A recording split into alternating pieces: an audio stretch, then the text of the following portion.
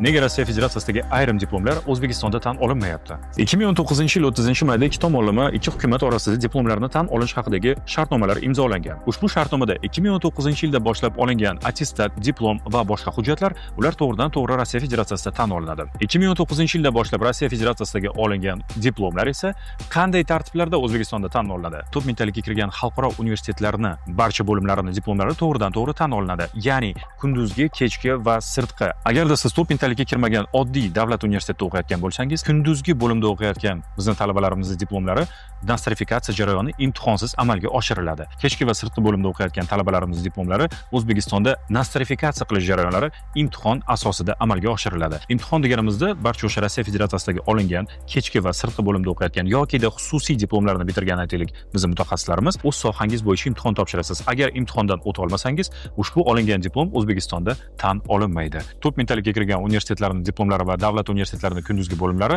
to'g'ridan-to'g'ri imtihonsiz nostrifikatsiya jarayonlari amalga oshiriladi. Bundan tashqari, ta'limga doir batafsil ma'lumotga ega bo'lmoqchi bo'lsangiz, rasmiy kanalimizga o'tib obuna bo'lishingiz mumkin. Qo'shimcha savollaringiz bo'lsa, ushbu ko'rib turgan raqamlarga murojaat qilib, ma'lumotlarni olishingiz mumkin. Sog' bo'linglar.